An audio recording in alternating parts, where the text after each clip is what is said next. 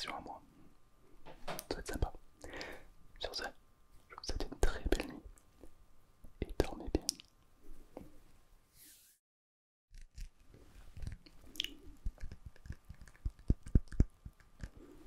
Aujourd'hui,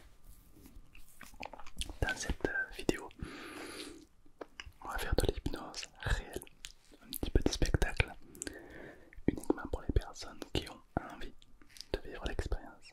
Pour ceux qui ont envie de dormir, ben écoute, installez-vous confortablement et dormez.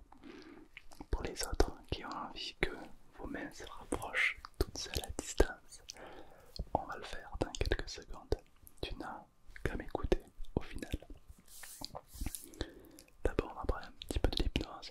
Qu'est-ce que c'est? Parce qu'il y en a qui pensent que c'est de la magie ou autre, donc non. Et après on fera l'expérience ensemble. Ok? Faut savoir que l'hypnose, c'est pas de la magie, c'est pas un don. Tout le monde peut être hypnotiseur et tout le monde est hypnotisable.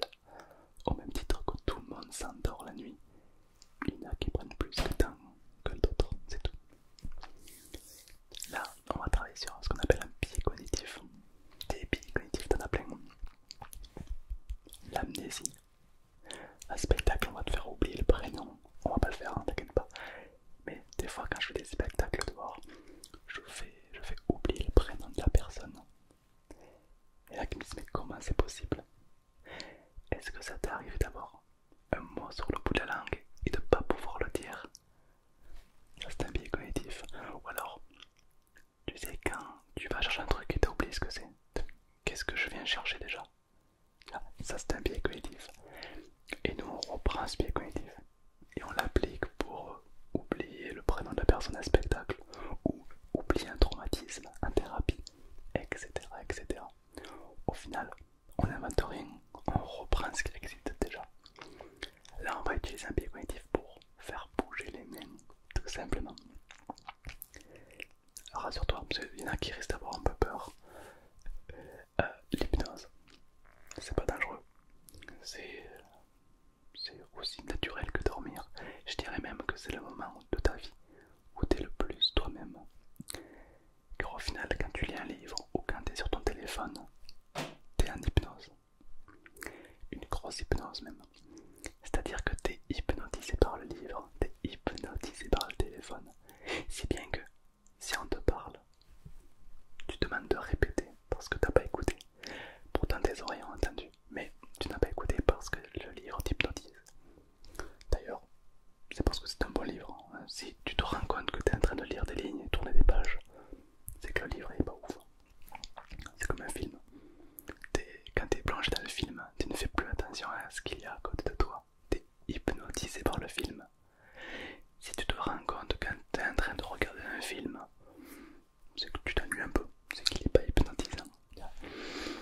Donc l'hypnose, c'est super. Tu ne peux pas rester coincé en hypnose, ne t'inquiète pas, c'est aussi naturel que dormir. Je ne vais pas te faire plonger en hypnose du tout. On va simplement faire une petite expérience agréable qui est beaucoup basée sur l'imagination et l'ouverture d'esprit. Donc, si tu as soit l'un ou soit l'autre, ou les deux, ici en fait, pour les personnes avec qui potentiellement ça ne marcherait pas parce qu'ils n'ont pas d'imagination ou pas d'ouverture d'esprit, rassurez-vous, c'est quand même possible. Il va juste vous falloir un peu plus de, un peu plus de concentration et le tour est joué, tout simplement. Alors, j'aimerais que tu poses le téléphone ou la tablette ou autre, que tu puisses m'entendre et me voir. Je te laisse quelques secondes, uniquement pour les personnes qui souhaitent vivre cette expérience. Pour les autres qui souhaitent s'endormir parce que Balek, ben mettez-vous dans une position très confortable. Ok. Pour les autres, vous avez posé le téléphone, vous avez les deux mains de libre.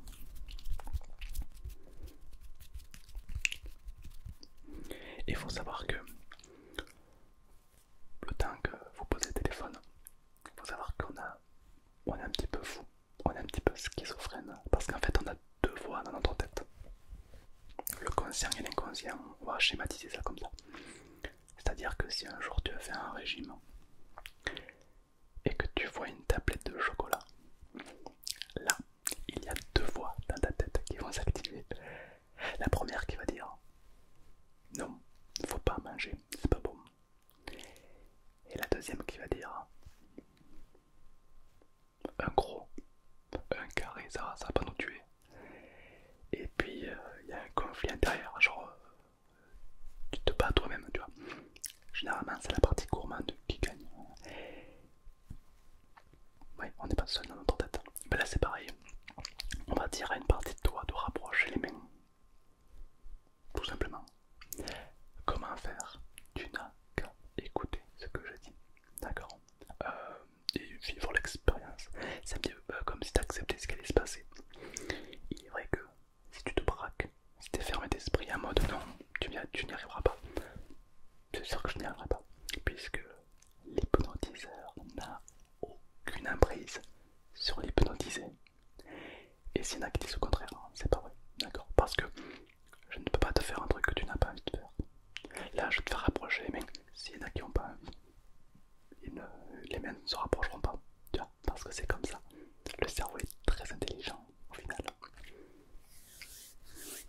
Bon, on est parti pour cette petite expérience en mode ASMR. Hypnotique. Hypnotique. Alors évidemment, ça va durer quelques minutes. Très court. Alors je t'invite de te munir de deux mains, tout simplement. Et si t'as qu'une main, tu vois, tout simplement. Et j'aimerais que tu mettes tes mains devant toi, comme ça. Tends bien les bras, ne garde pas les bras trop pliés, non c'est pas intéressant. Tends bien les bras comme ceci. La paume bien tendue, pas comme ça, bien tendue. Pas trop bas, pas trop, voilà, sous le menton, tu vois, comme ça. Voilà, tout simplement. Et pendant que tu as les bras tendus et que tu écoutes le son de ma voix depuis déjà quelques secondes, c'est un petit peu, c'est une partie de toi, ça fait déjà ce qu'elle a à faire. Alors j'aimerais que tu fermes les yeux. Une fois que tu as les bras tendus, les mains sont l'une en face de l'autre. Et tu vas fermer les yeux maintenant pour, au final, pour se concentrer davantage. Certaines personnes ferment les yeux pour davantage de concentration. Il est vrai que les artistes, avant de monter sur scène, ferment les yeux pour ressentir le plus de choses possible. Et cette fois-ci, c'est les yeux qui se ferment et les bras qui sont l'une en face de l'autre.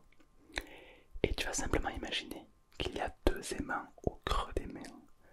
Je me demande quelle forme ils vont avoir ces aimants. Et au compte de 3, tu vas pouvoir être curieux ou curieuse de voir ce qui se passe. Peut-être que les mains vont se rapprocher ou peut-être que les mains vont se repousser. Et ça va commencer à 3, 2, 1. Maintenant, et les mains vont commencer à se déplacer l'une de l'autre. Je me demande si pour toi les mains vont se rapprocher ou s'écarter davantage de plus en plus et de mieux en mieux. Un petit peu comme si la main gauche envoyait des signaux à la main droite. À moins que ce soit la main droite qui repousse ou qui attire la main gauche. Et ça va s'amplifier 2 fois plus à partir de maintenant, comme si une partie de toi savait déjà exactement ce qu'elle allait se faire. Peut-être que toi tu n'as aucune idée si les mains vont se rapprocher ou autre. Et ce qui est marrant, c'est que si tu ouvres les yeux, les mains vont se rapprocher ou s'écarter 2 fois plus. Et comme tu as fixé une des deux mains, l'autre va se déplacer davantage. Parfois même il y a un petit doigt qui va se mettre à bouger tout seul. Comme si il était plus en hypnose que les autres. C'est un petit peu le petit doigt qui bouge ou autre, qui est en inconscient. Peut-être que c'est le pouce, peut-être que c'est un doigt qui bouge. Et c'est curieux d'observer les doigts comme ça qui bougent tout seul au final. Mais tu vas simplement continuer à les observer, les mains qui bougent davantage. Pour certaines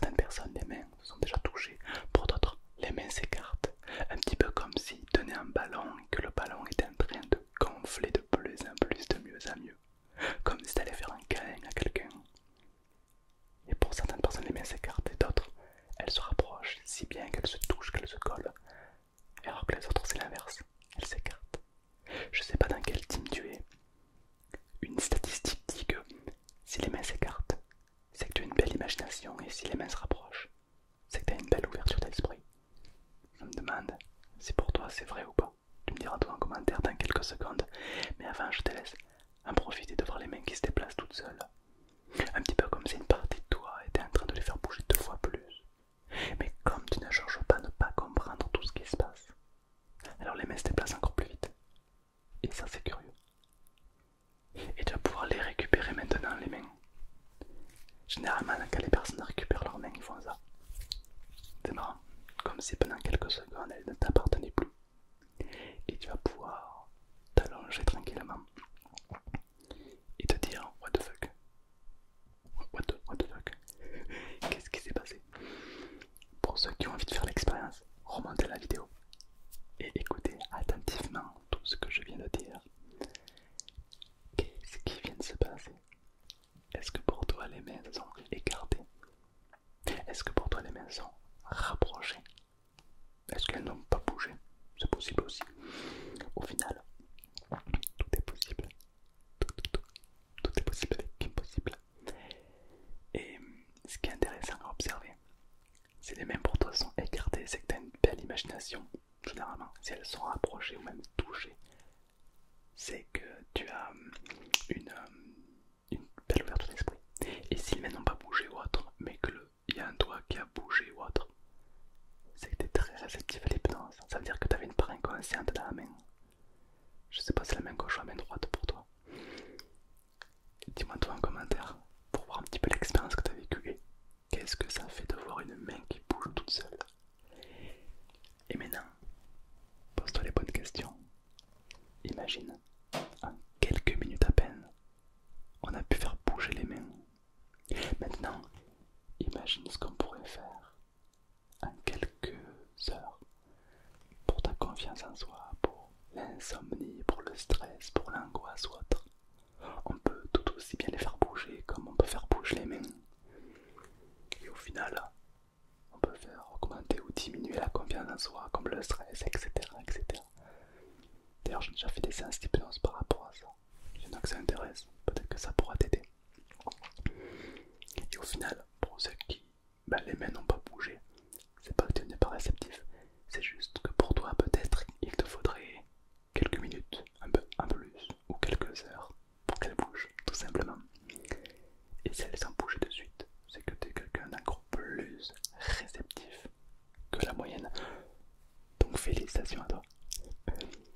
C'est une petite expérience que j'aime beaucoup faire. À l'époque, je m'entraînais sur des gens comme ça dans la rue pour leur faire bouger tout simplement les mains. Pour certaines personnes, ça semble incroyable, alors qu'au final, c'est tout simple. C'est juste une partie de toi qui bouge. Tu sais, c'est la même partie de toi. Lorsque tu marches, lorsqu'on marche, tu n'y penses pas.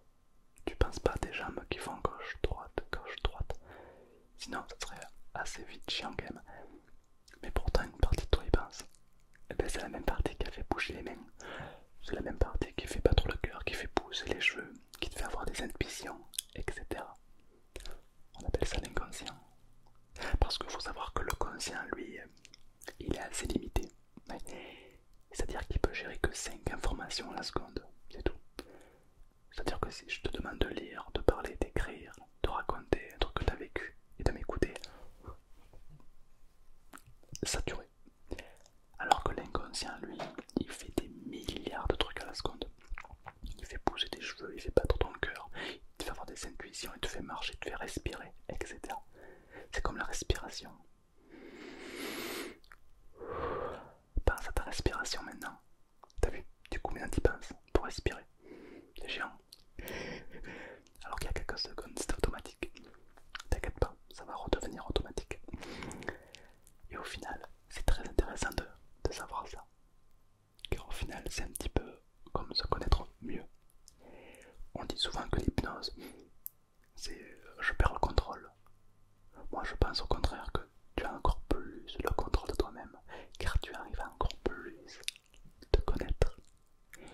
Quelqu'un qui ne sait pas se connecter à son imagination, à ce qu'il ressent, est-ce qu'il se connaît réellement bien? Alors que quelqu'un qui sait se reconnecter à son imagination, à ce qu'il ressent, peut-être que c'est quelqu'un qui sait réellement se connaître. Il connaît ses limites, etc. etc. À toi de me dire si pour toi l'hypnose c'est plus un moyen de se connaître mieux, ou au contraire le cliché de je perds le contrôle. Lorsque tu as eu les mains qui bougent, au final tu as eu le contrôle. C'est un petit peu comme si une partie de toi avait dit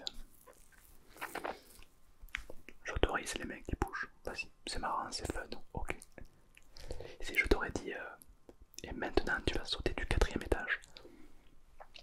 Pas sûr que le cerveau dise allez, pourquoi pas. Non, je pense pas. Parce qu'au final le cerveau n'est pas bête. Il a des barrières psychologiques. Et c'est heureusement, j'allais dire. Sinon ça veut dire que chaque fois que quelqu'un nous dira un truc, on le ferait. Un peu pénible je pense. Et avec l'hypnose on peut faire plein de trucs. Tu sais même qu'on peut aller jusqu'à l'hallucination visuelle. Tu peux halluciner des trucs. Il y en a qui prennent des stupéfiants un peu bizarres pour voir des trucs. Mais si je te dis qu'avec l'hypnose, je peux te faire voir encore plus de choses. Mais alors, ça bon. Avec l'hypnose, tu peux être bourré. Avec l'hypnose, tu peux ne plus ressentir la douleur. Tu peux rire sur commande. Tu peux pleurer sur commande. Tu peux te reconnecter à des souvenirs que tu as perdus. Tu peux faire des trucs incroyables. Moi, j'apprends le chinois.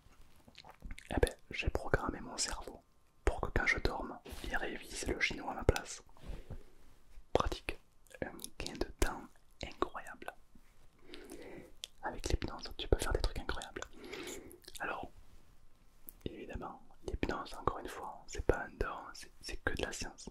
C'est tout. S'il y en a qui te disent, mais moi j'ai un don en fait, c'est à partir de la pleine lune que je peux hypnotiser. Non, non, non, ta gueule. Tu lui dis, ta gueule. C'est pas vrai. C'est simplement de la science et des petits biais cognitifs qu'il y a dans le cerveau. Tu sais qu'il y en a des fois, ils roulent, ils conduisent.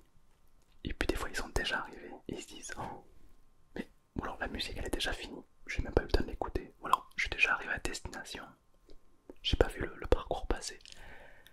Parce que le cerveau a dit, oh, c'est inutile, je supprime. Voilà. Et en hypnose, on va récupérer ça pour l'appliquer à ce qu'on veut. Et si je te dis que tu as déjà eu une hallucination dans ta vie, tu me crois ou pas? Ouais. Est-ce que ça t'est déjà arrivé d'ouvrir le frigo et d'observer le pot de mayonnaise qui a disparu jusqu'à ce qu'on te dise mais si regarde, il est juste sous tes yeux. Et là, il apparaît comme par magie. Eh bien en fait, c'est une hallucination négative. Tu croyais qu'il n'était pas, donc l'information n'est pas remontée au cerveau et du coup tu l'as supprimé de ton champ de vision. Félicitations, tu t'es déjà fait une hallucination. Et au final, l'hypnose, on l'a fait depuis la nuit des temps.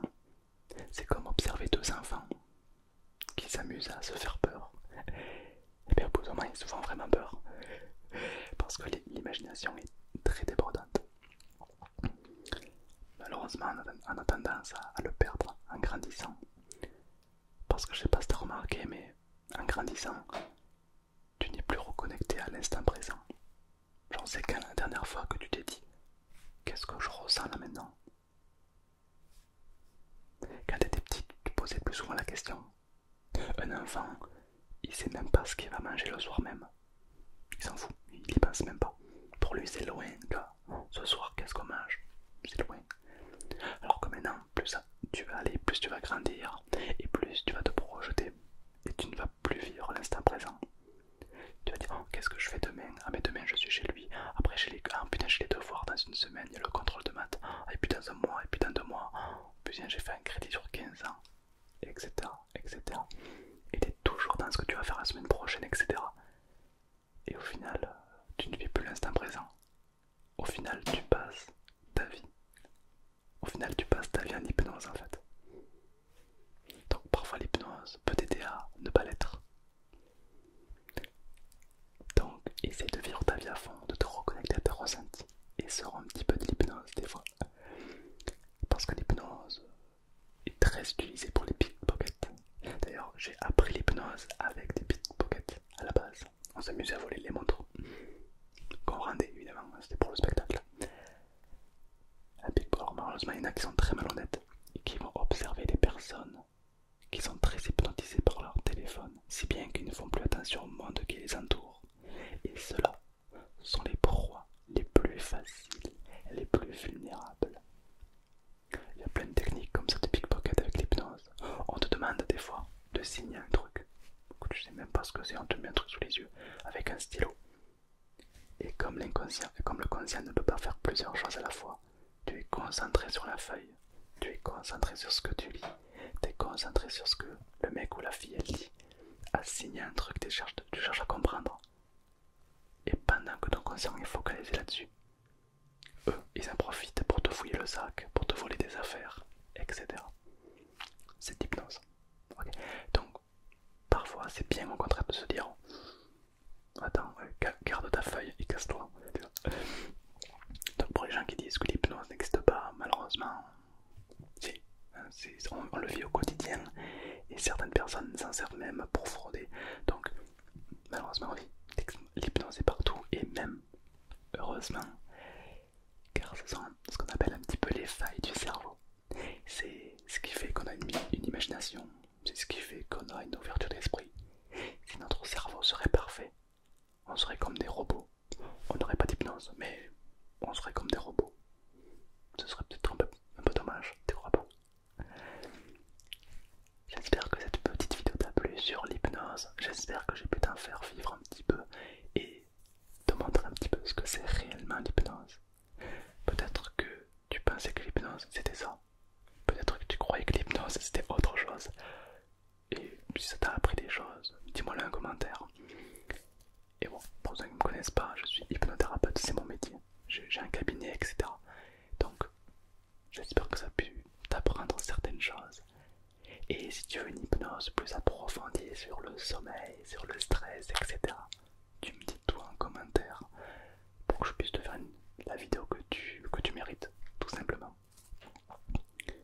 Évidemment, je tiens à vous remercier parce qu'on est de plus en plus sur ma chaîne. Et donc, simplement, merci